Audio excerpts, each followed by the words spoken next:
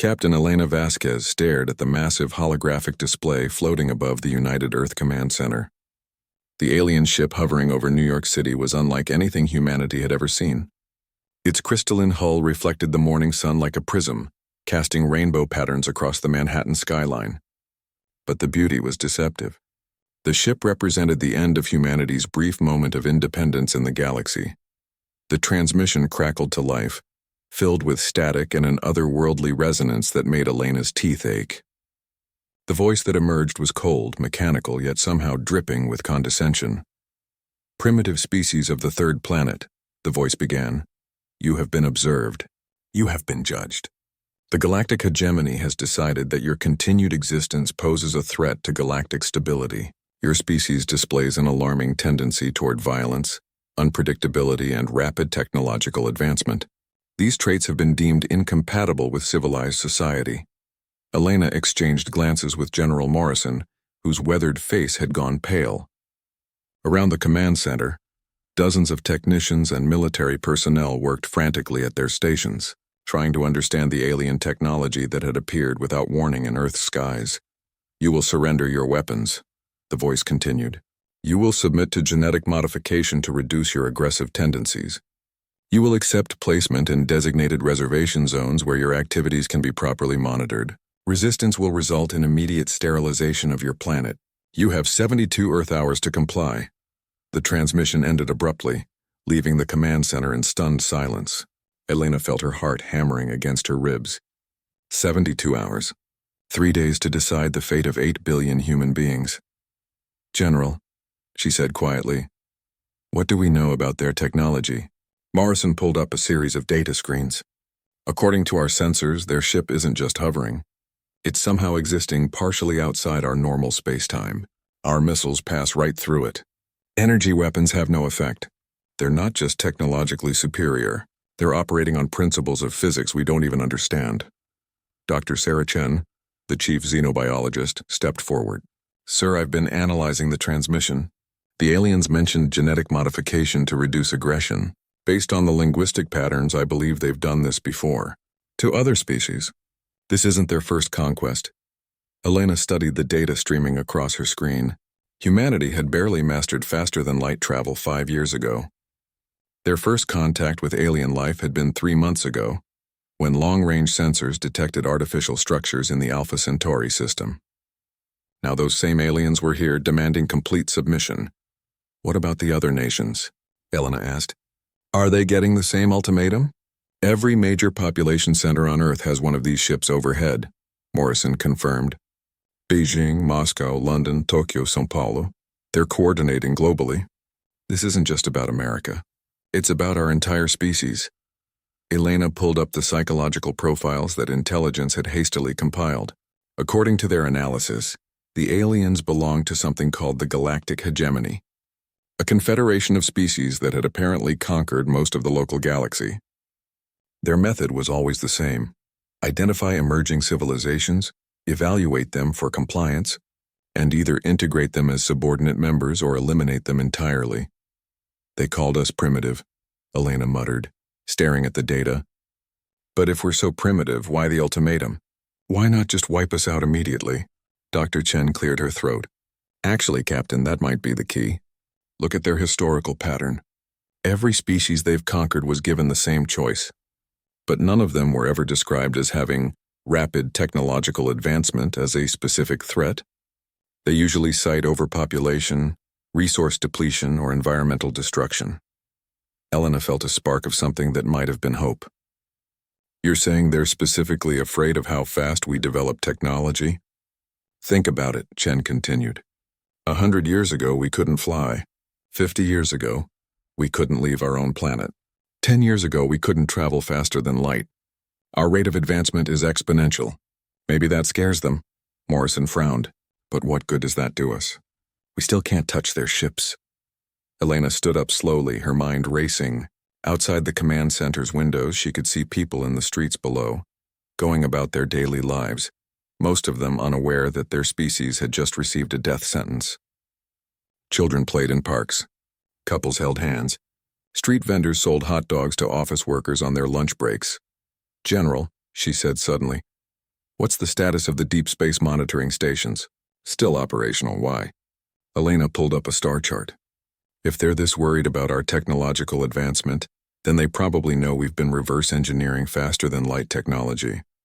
But do they know about Project Prometheus? Morrison's eyes widened. Project Prometheus was humanity's most classified program, a research initiative aimed at developing technologies that could theoretically surpass anything currently known to exist. It had been considered pure science fiction until 3 months ago. The quantum manipulation research? Morrison asked. Elena, that's still theoretical. We haven't even built a working prototype. But they don't know that, Elena replied. Their ultimatum suggests they're afraid of what we might become, not what we are right now.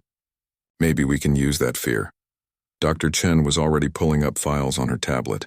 The quantum manipulation theory suggests that space-time itself can be treated as a programmable medium.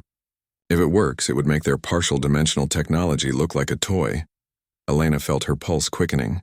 It was a desperate gamble, but it was the only card they had to play.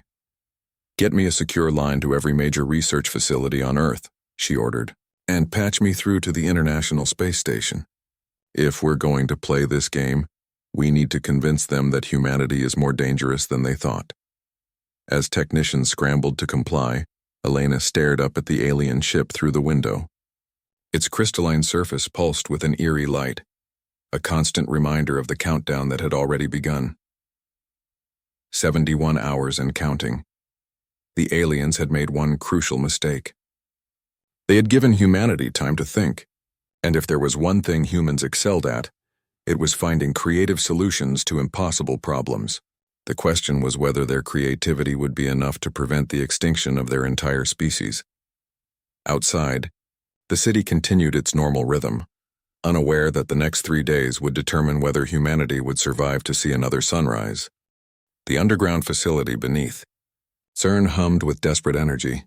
Dr. Marcus Webb wiped sweat from his forehead as he stared at the massive particle accelerator that had been hastily converted into something humanity had never attempted before.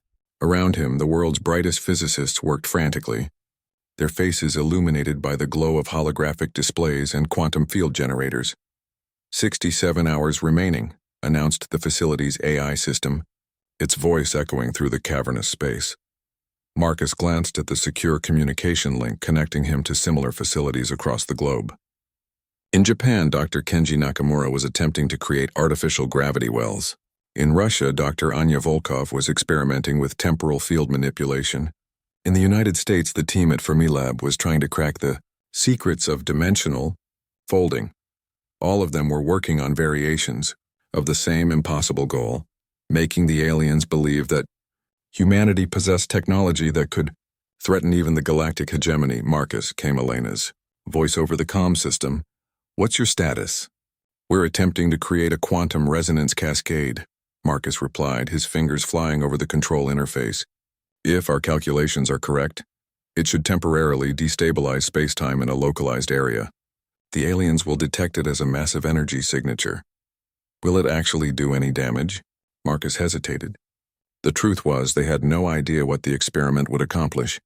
The theoretical framework suggested it could create a brief tear in reality itself, but the practical applications were completely unknown.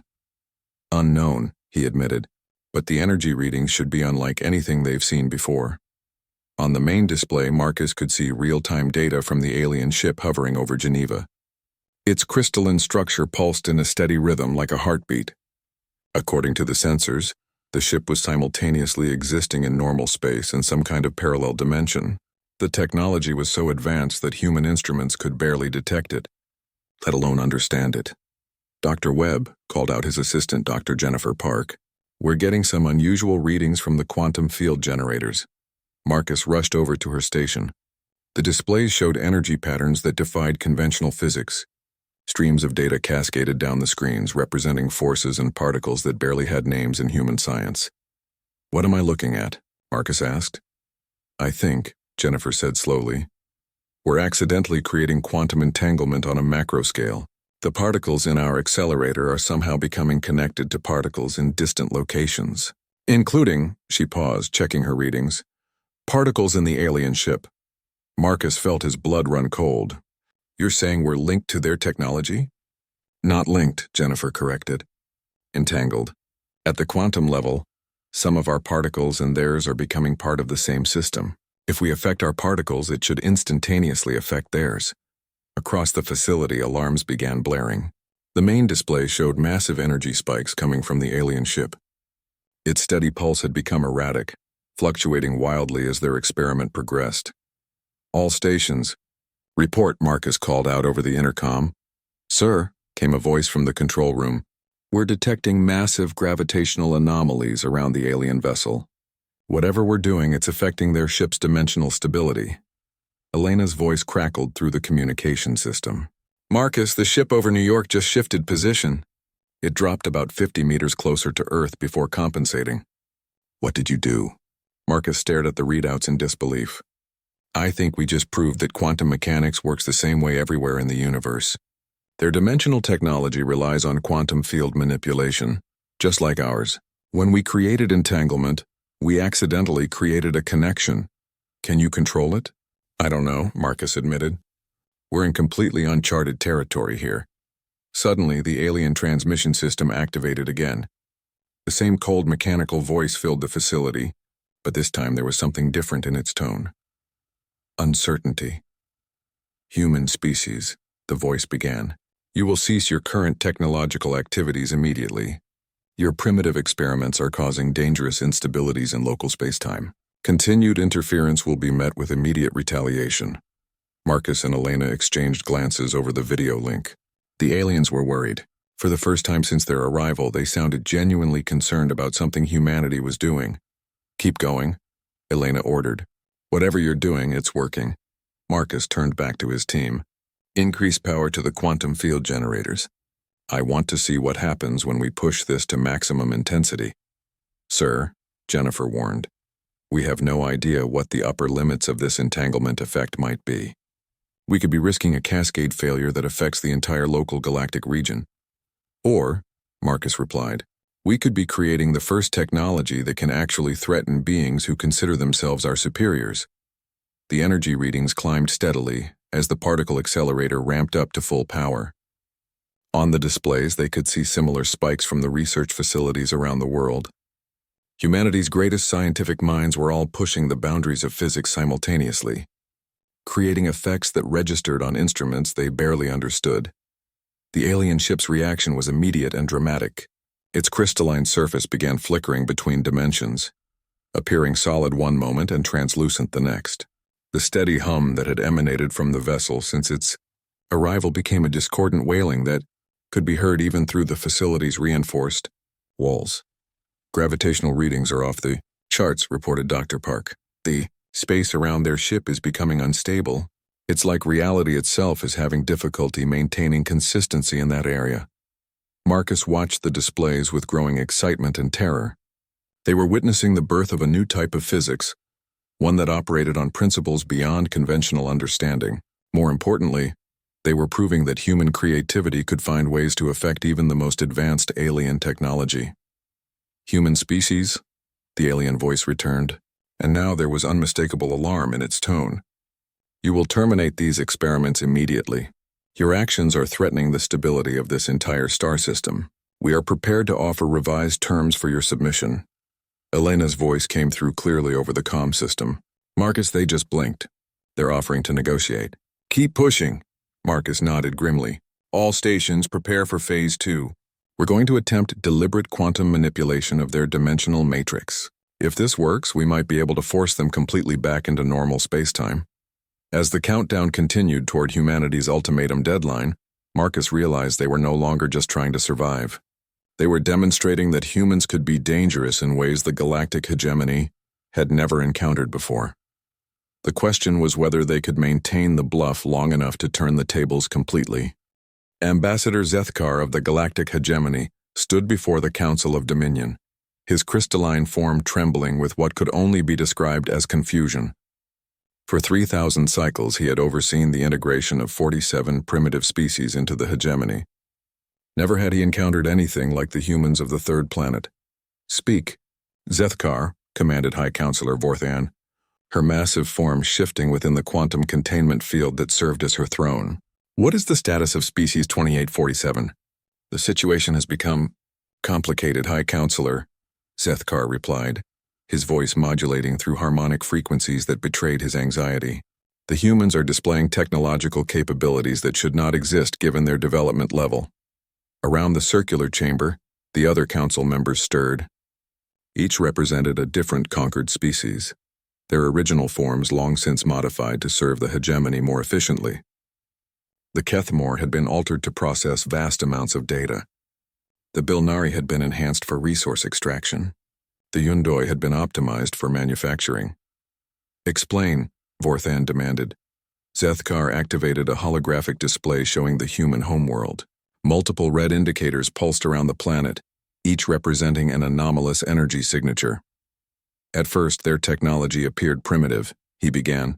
Simple chemical rockets, basic nuclear fusion, elementary faster-than-light drives. Standard development pattern for a Type 0.7 civilization. But when we issued the standard compliance ultimatum, something unexpected occurred. The hologram shifted to show energy readings from the past several hours. The patterns were unlike anything in the hegemony's vast databases. They began experimenting with quantum field manipulation, Zethkar continued. Not the simple matter-energy conversion we expected, but direct manipulation of space-time structure itself. Their experiments are creating quantum entanglement between their equipment and our ships. High Counselor Vorthan leaned forward, her multifaceted eyes focusing intently on the display. Quantum entanglement across dimensional boundaries? That should be impossible for a species of their development level. That is what I believed as well, High Counselor. However, our ships are experiencing dimensional instability. 3 vessels have been forced to fully materialize in normal space-time to maintain structural integrity. Counselor Zekthon, representing the conquered Bilnari, spoke up. Perhaps they discovered abandoned technology from a previous civilization. Negative, Zethkar replied. Our analysis indicates the technology is definitely of human origin. More concerning, their approach is completely novel. They are not attempting to replicate existing techniques. They are inventing entirely new applications of quantum mechanics. The chamber fell silent. In 3 millennia of galactic conquest, the hegemony had never encountered a species capable of technological innovation that exceeded their own understanding. How many ships are affected? Vorthan asked. Currently, 17 of the 48 vessels in the containment fleet are experiencing various degrees of dimensional instability. The humans appear to be deliberately targeting our phase shift technology. Counselor Yarbeth, whose species had been conquered 800 cycles ago, raised a concern. If they can affect our dimensional systems, what prevents them from developing technology that could threaten the hegemony directly? Zethkar's form flickered, a sign of extreme distress among his people. High Counselor, I believe that may already be happening. The energy signatures we're detecting suggest they are not merely manipulating existing quantum fields. They appear to be creating new types of quantum structures. The implications hung heavy in the chamber's artificially maintained atmosphere. The hegemony's power rested on technological superiority so absolute that resistance was futile. If a primitive species could develop technology that affected hegemony vessels, it raised questions about the entire foundation of their empire. What is your assessment of their military capability? Vorthan demanded. Minimal in conventional terms, Zethkar admitted. Their weapons cannot penetrate our defenses when we maintain dimensional phase. However, if they continue developing their quantum manipulation techniques, they may be able to force our entire fleet into normal space-time, where their numerical superiority would become relevant. The High Counselor's form darkened, indicating deep consideration. Around the chamber, the other council members exchanged glances that, despite their altered physiology, clearly conveyed concern. Have they made any direct communication attempts? She asked. Negative, High Counselor. They appear to be ignoring our ultimatum entirely while continuing their experiments. Our projected timeline indicates they will achieve dangerous capability levels within approximately 37 Earth hours. Counselor Zekthon spoke again. Perhaps we should accelerate the sterilization protocol. Eliminate the threat before it fully develops. That option has been considered, Zethkar replied. However, our tactical analysis suggests that attempting to destroy their planet, while our ships are quantum entangled with their equipment, could result in significant damage to our own forces. The silence that followed was profound. The idea that a primitive species could potentially damage hegemony vessels was unprecedented. There is another complication, Zethkar continued reluctantly. The humans appear to be sharing their technological developments globally in real time. All of their major research facilities are conducting similar experiments simultaneously. This is not the work of a single genius or research team. Their entire scientific community is collaborating on quantum manipulation techniques. High Counselor Vorthan's massive form shifted in its containment field. That level of cooperation is unusual for a species at their development level. Indeed, most species we encounter are fragmented by tribal conflicts, resource competition, or ideological differences. The humans seem to be unifying in response to our threat rather than fragmenting.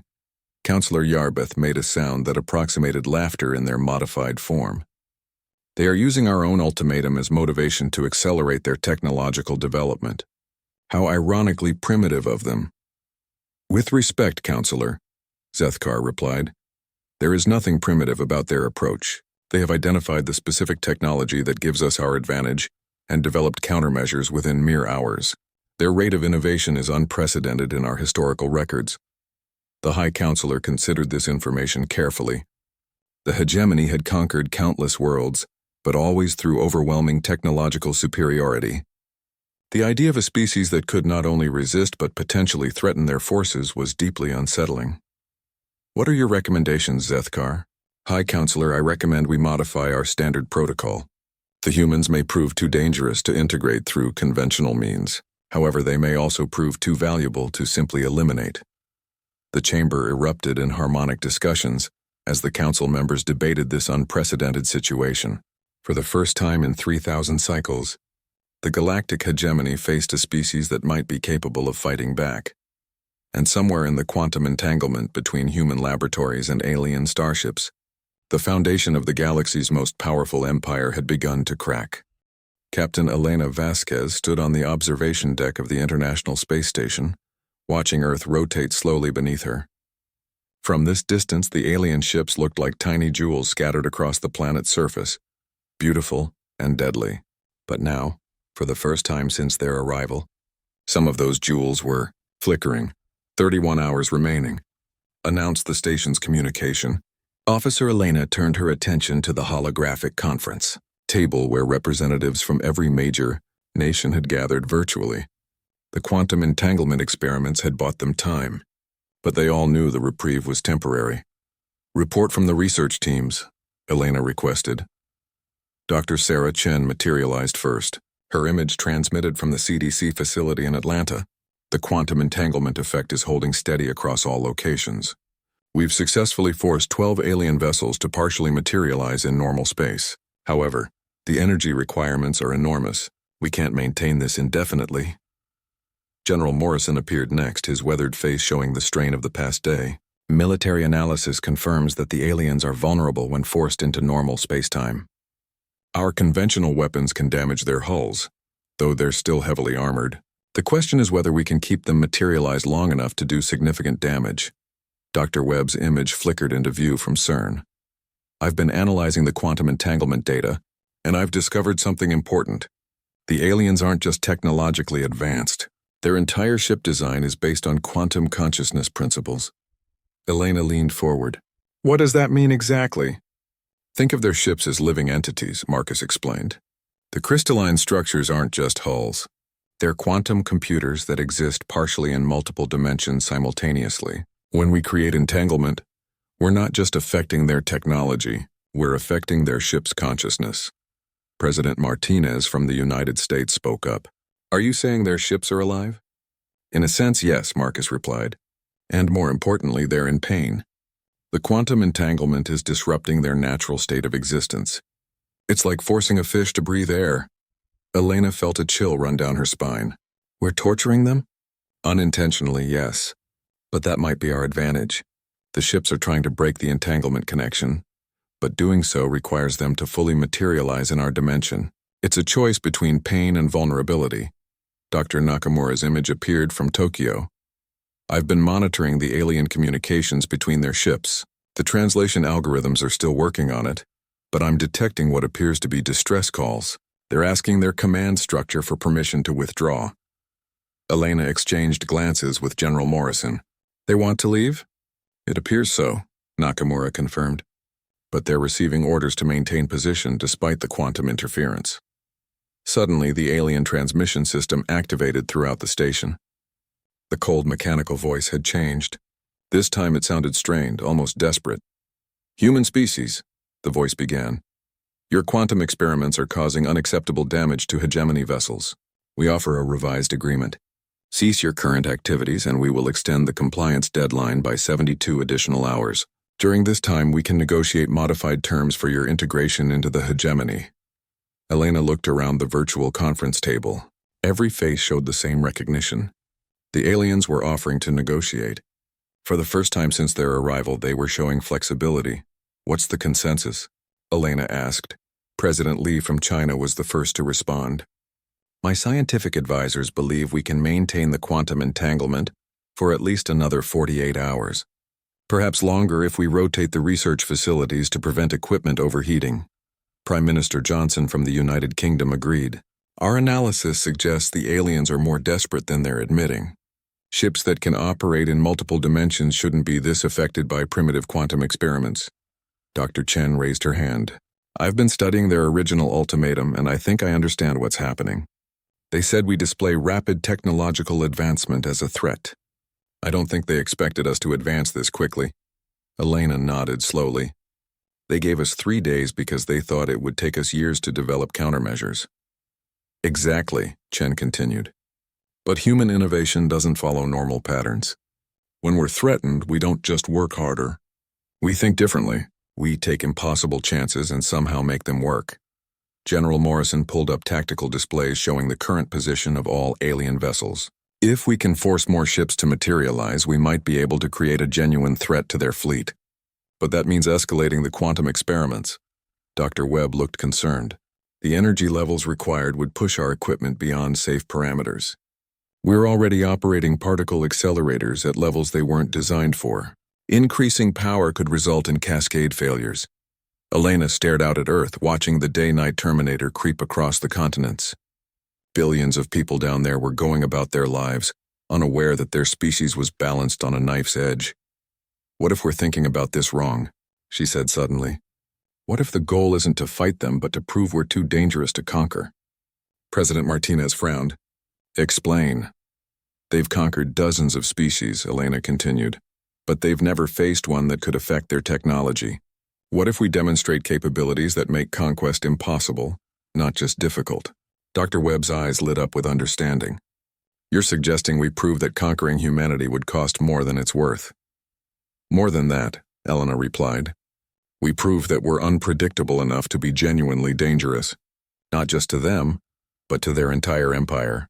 The virtual conference room fell silent as the implications sank in. They weren't just fighting for their freedom.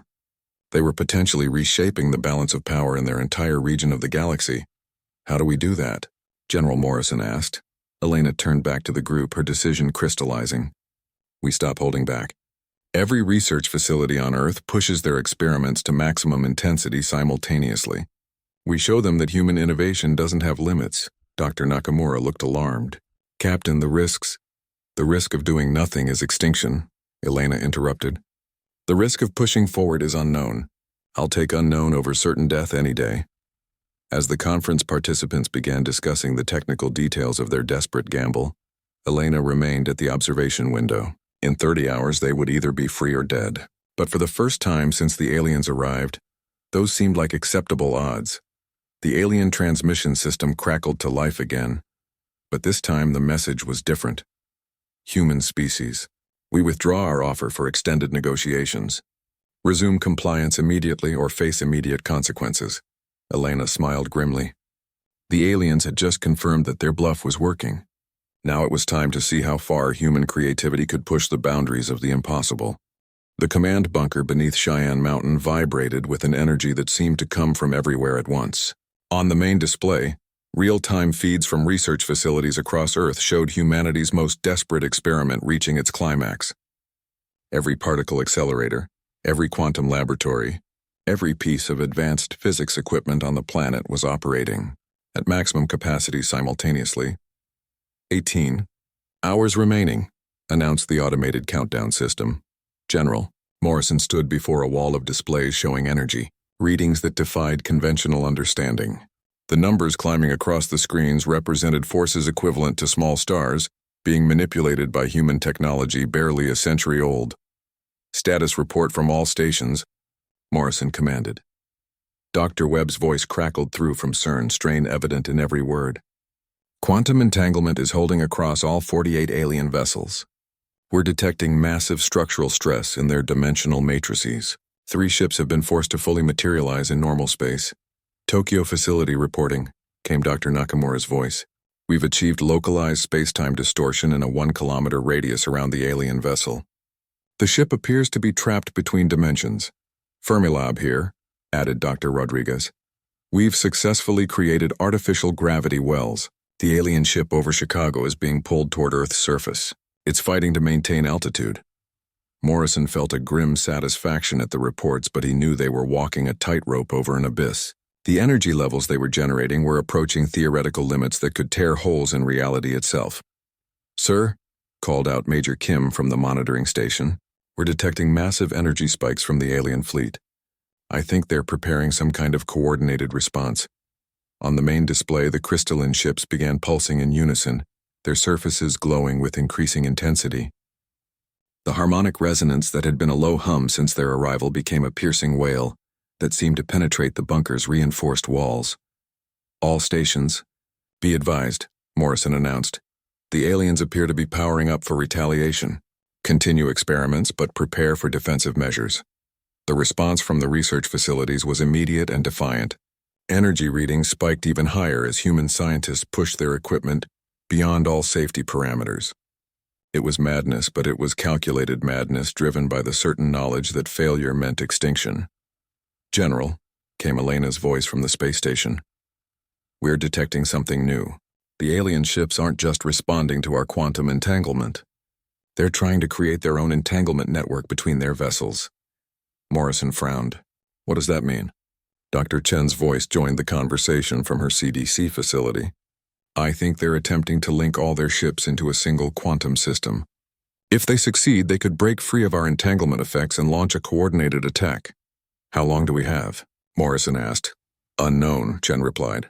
But based on the energy patterns, I'd estimate less than 6 hours. Morrison felt the weight of command settling on his shoulders. In 6 hours, humanity's bluff would be called definitively. They had to achieve something decisive before the aliens completed their coordination protocol. All research facilities, he announced, prepare for Operation Prometheus. We're implementing the theoretical cascade protocol. The silence that followed was profound. Operation Prometheus was humanity's ultimate gamble, a theoretical experiment that could either cripple the alien fleet or tear apart local spacetime and destroy the entire solar system. Sir, came Dr. Webb's voice, hesitation clear. The cascade protocol is completely untested.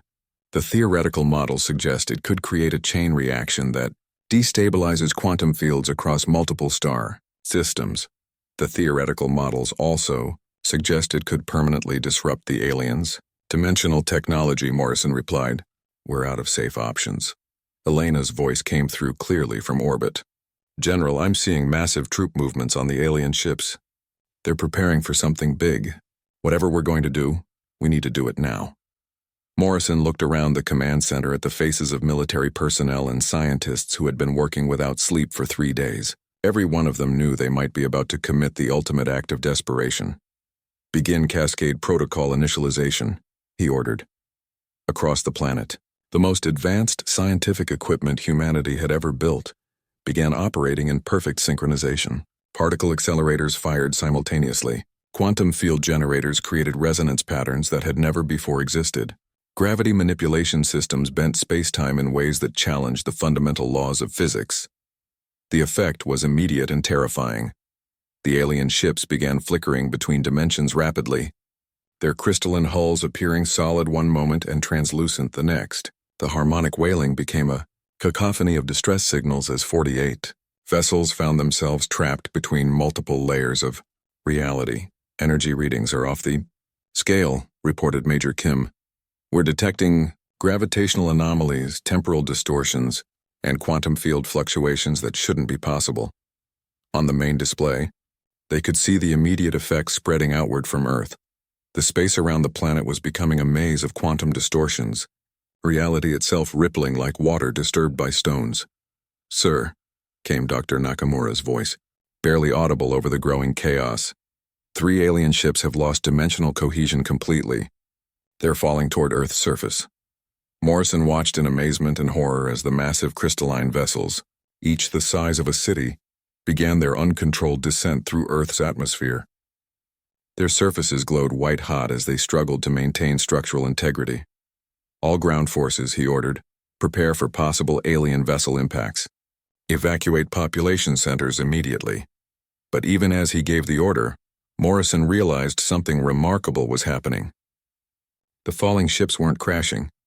They were landing. Despite their obvious distress, the alien vessels were maintaining enough control to avoid populated areas. "General," Elena's voice came through with excitement, "the aliens are broadcasting on emergency frequencies. They're requesting immediate cessation of quantum experiments and offering unconditional withdrawal from Earth space." Morrison felt his heart skip a beat. "Repeat that." "They want to negotiate complete withdrawal. No conquest, no integration, no monitoring. They're offering to leave humanity alone entirely." Around the command center, cheers erupted from the staff who had been working frantically for 3 straight days, but Morrison held up his hand for silence. "Continue cascade protocol for 30 more seconds," he ordered. "Then begin controlled shutdown. I want them to remember exactly what happened here." As the quantum chaos gradually subsided, Morrison realized that humanity had achieved something unprecedented in galactic history. They had forced the mighty hegemony to retreat not through superior firepower, but through sheer unpredictable innovation. The countdown timer showed 17 hours remaining, but Morrison knew the deadline no longer mattered. Humanity had just served notice to the galaxy that Earth was not a planet to be conquered. It was a planet to be feared. In the depths of space, aboard the hegemony flagship Eternal Dominion, High Admiral Korthvel watched the tactical displays with something approaching disbelief. 3,000 years of military experience had not prepared him for what he was witnessing on the monitors showing the human homeworld. "Report," he commanded, his voice carrying the harmonic overtones that indicated supreme authority among his species. Fleet Commander Zethkar's form flickered with distress patterns as he approached the command platform. "High Admiral, we have lost complete dimensional control of 17 vessels. 23 more are experiencing critical system failures. The humans' cascade protocol has created quantum interference patterns that extend beyond their star system." Korthvel studied the sensor readings with his compound visual organs. The displays showed spacetime distortions spreading outward from the third planet like ripples in a pond. More concerning, the distortions were following quantum entanglement pathways that connected to hegemony vessels throughout the local galactic region. "How many ships are affected beyond the containment fleet?" he asked. "Initial reports suggest interference in 67 vessels across 12 star systems," Zethkar replied. "The humans appear to have weaponized quantum entanglement itself." The bridge of the flagship fell silent except for the harmonic hum of the ship's dimensional drives. Around the command center, tactical officers from a dozen different conquered species worked frantically to understand technology that operated on principles their vast databases had never encountered. "Analysis of human technological development," Korthvel demanded. Senior analyst Vex Mori, whose species had been conquered 500 cycles ago, activated a holographic timeline. "High Admiral, human technological advancement follows no known pattern. Most species develop in predictable stages over thousands of cycles. The humans achieved faster-than-light travel, quantum manipulation, and dimensional interference technology in less than a single cycle." Korthvel examined the data with growing unease. Every conquered species in hegemony history had followed similar development patterns: gradual advancement, predictable technology trees, logical progression from simple to complex. The humans had bypassed entire stages of development and created solutions that senior hegemony scientists couldn't comprehend. "What is their estimated technological ceiling?" he asked. Vex Mori's form darkened with uncertainty. Unknown, High Admiral. Their rate of advancement appears to accelerate under pressure. The more desperate their situation becomes, the more rapidly they innovate. Impossible, declared Science Commander Yithgol from his analysis station. No species can sustain exponential technological growth. There are fundamental limits to innovation. And yet, Zethkar interjected, in less than 72 hours, they developed technology capable of disabling hegemony vessels. Technology that our best scientists classify as theoretically impossible for a Type 0.7 civilization. Korthvel activated his direct communication link to the Hegemony High Command. The quantum transmission would take several minutes to reach the Galactic Core, but the situation required immediate consultation with the Council of Dominion. High Admiral, came the voice of Communications Officer Nalthus. We are receiving emergency broadcasts from hegemony vessels in 17 different star systems. All are reporting quantum interference effects consistent with what we observed at Earth. The implications struck Korthvel immediately. The humans' Cascade Protocol affected ships beyond their local space? Affirmative, sir. It appears their quantum entanglement network created instantaneous connections across vast distances. Any ship that was quantum entangled with their equipment experienced the cascade effect regardless of location. Korthvel felt something he had not experienced in 3 millennia of service. Genuine fear. A primitive species had just demonstrated the ability to affect hegemony forces across multiple star systems simultaneously. If they could do that accidentally, what might they accomplish if they had time to develop the technology deliberately? Fleet status report, he ordered. Sir, replied Tactical Commander Brenthal. 43 vessels in the containment fleet are requesting immediate withdrawal to safe dimensional space. 17 have suffered critical system failures and require emergency repairs. 3 have crashed on the planet's surface, and their crews are requesting extraction. What is the status of the crashed vessel's crews? Zethkar consulted his displays. All crew members are alive, High Admiral. The humans appear to be providing medical assistance to injured personnel. They are also attempting to communicate with our survivors. This information was perhaps the most disturbing of all. In hegemony, history-conquered species either cowered in terror or fought desperately against their forces. They did not provide aid to crashed enemy personnel while simultaneously developing technology to disable the entire invasion fleet. Sir, announced Vexmori, I am detecting new energy patterns from the human homeworld. They appear to be conducting additional experiments even as we speak. Korthvel examined the sensor readings. The humans were continuing their quantum manipulation experiments, but now the patterns were different, more focused, more deliberate.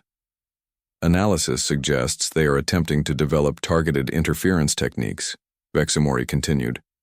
If successful, they could potentially disable specific vessels or even specific systems within vessels. The tactical implications were staggering. A species that could selectively disable hegemony technology while providing aid to captured personnel represented a type of threat the hegemony had never encountered.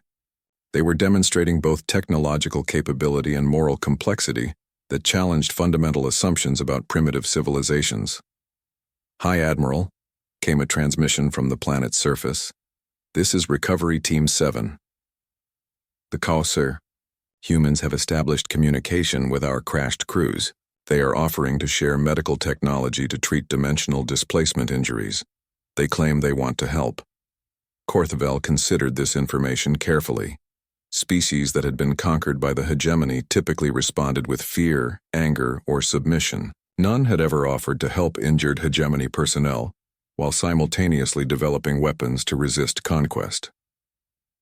Fleet Commander Zethkar, he said finally, prepare withdrawal protocols for all vessels. Full retreat to dimensional space beyond the quantum interference zone. Sir, Zethkar replied with obvious relief. What of the Council's directive to complete conquest of Species 2847? Korthvel looked at the tactical displays one more time. The human experiments were continuing, and each new energy spike suggested increasingly sophisticated manipulation of quantum fields. At their current rate of development, the humans would likely have technology capable of threatening the hegemony's galactic infrastructure within cycles rather than millennia. Inform the Council that Species 2847 has been reclassified, he said quietly. They are no longer candidates for conquest. They are a potential threat to hegemony stability. As the massive fleet began its retreat from Earth space, Korthvel realized that the balance of galactic power had just shifted.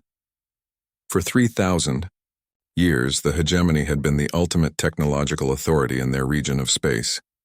Now, on a small planet orbiting an unremarkable star, a species had demonstrated that innovation and creativity could be more powerful than millennia of accumulated knowledge. The humans had not just won their freedom. They had announced their arrival as a new force in galactic politics, and for the first time in its history, the hegemony was afraid of what that might mean for their empire's future. 6 months after the retreat of the galactic hegemony, Captain Elena Vasquez stood on the bridge of humanity's first quantum-capable starship, the UES Prometheus. Through the viewports, she could see the construction yards in Earth orbit, where dozens of similar vessels were taking shape, their hulls incorporating technology that had emerged from humanity's desperate 3-day gamble against extinction. "Captain," announced Lieutenant Chen from the communication station, "we're receiving a priority transmission from Earth Command. The hegemony delegation has arrived." Elena nodded. "Put it through to the main display." The image that appeared showed the familiar face of Admiral Morrison, now serving as Earth's first Director of Galactic Affairs. Behind him, Elena could see representatives from various human research institutions and, more remarkably, several alien forms that were definitely not from the hegemony. "Elena," Morrison began, "the situation has evolved significantly. The hegemony delegation isn't here to negotiate Earth's surrender. They're here to request an alliance." Elena felt her eyebrows rise. "An alliance? 6 months ago they wanted to sterilize the planet. Apparently our little demonstration had consequences beyond what we expected." Morrison continued. "Show her the intelligence report." The display shifted to show a galactic map with various colored indicators representing different political entities. Elena was surprised to see how much had changed in just 6 months. "According to our new friends," Morrison explained, gesturing to the alien representatives behind him, "our quantum cascade protocol did more than disable hegemony ships. The technology propagated through their quantum communication networks and affected infrastructure across dozens of star systems." Dr. Webb appeared on the screen, his face showing the excitement of a scientist who had discovered something extraordinary. "Elena, we didn't just create a weapon. We accidentally created a virus that spreads through quantum entanglement networks. Any civilization using similar technology experienced system failures. The political implications have been significant," added Morrison. 17 species that were conquered by the hegemony have declared independence. 3 neighboring galactic powers have experienced major infrastructure failures. The entire political balance of this region of space has shifted. Elena studied the galactic map more carefully. Red zones indicating hegemony control had shrunk dramatically, while new colors represented emerging independent civilizations and political entities she had never heard of before. "And now?" Elena asked. "Now everyone wants to understand human technology," Morrison replied. "But more than that, they want to prevent humanity from doing accidentally to them what we did to the hegemony." The display shifted to show Ambassador Zethkar, the same alien who had delivered the original ultimatum to Earth. His crystalline form looked considerably less intimidating than it had 6 months ago. "Captain Vasquez," Zethkar began, his translated voice carrying notes of what Elena recognized as humility. "The hegemony formally requests an audience to discuss mutual cooperation agreements. We believe that humanity's technological capabilities could be beneficial to galactic stability under appropriate collaborative frameworks." Elena almost laughed. "Collaborative frameworks? Is that what they're calling? Please don't accidentally destroy our entire civilization now." Morrison's expression became more serious. "Elena, this is bigger than just the hegemony. We've received contact requests from 47 different species or political entities. Some are offering trade agreements, others are requesting technological assistance, and a few are making what amount to tribute payments to ensure we don't target them. We've become the neighborhood bully without trying," Elena mused. "Worse than that," Dr. Webb interjected. "We've become the neighborhood wildcard. Nobody knows what human innovation might produce next. And that unpredictability is more frightening to established civilizations than raw military power." Elena turned to study the stars visible through the bridge viewports. Somewhere out there, dozens of civilizations were reorganizing their policies around the simple fact that humans existed and might invent something tomorrow that could change everything again. "What's Earth's official position?" she asked. Morrison activated another display showing the results of a global referendum that had been conducted just weeks before. Humanity voted overwhelmingly to pursue what we're calling cooperative independence. We'll share certain technologies with species that demonstrate peaceful intentions, but we won't submit to any form of galactic government or oversight. And if they don't like those terms, then they can deal with the fact that human innovation doesn't require their approval. Morrison replied with a slight smile. "We've made it clear that attempting to force compliance will result in accelerated development of new technologies specifically designed to counter whatever pressure they apply." Elena nodded approvingly. It was a diplomatic way of saying that threatening humanity would result in humans inventing new ways to make the threat regret their decision. "Captain," came Lieutenant Chen's voice, "we're receiving a transmission from the lead hegemony vessel. Ambassador Zethkar is requesting permission to come aboard for direct negotiations." Elena considered this request carefully. 6 months ago, the same alien had threatened to sterilize her entire species. Now he was asking permission to visit a human starship to discuss cooperation. "Permission granted," she said finally, "but maintain full quantum entanglement protocols. If their ship so much as twitches in a threatening manner, I want them to experience the same dimensional instability they faced at Earth." "Acknowledged, Captain." Quantum entanglement networks are active and ready. As Elena prepared to meet with representatives of the civilization that had once threatened to destroy humanity, she reflected on how completely the galactic political landscape had changed. The hegemony was still a major power, but they were no longer the dominant force they had been. Dozens of species were asserting independence. New alliances were forming, and at the center of it all was a small blue planet whose inhabitants had proven that creativity and desperation could overcome millennia of technological superiority. "Captain," announced the tactical officer, "the hegemony shuttle is requesting docking clearance. They're transmitting what appears to be a formal diplomatic protocol." Elena smiled. "Grant clearance, and make sure they understand that this meeting is taking place on human terms using human technology, aboard a human vessel. The days of the hegemony dictating terms to other species are over." As the alien shuttle approached the Prometheus, Elena realized that humanity had achieved something unprecedented in galactic history. They hadn't just won their freedom.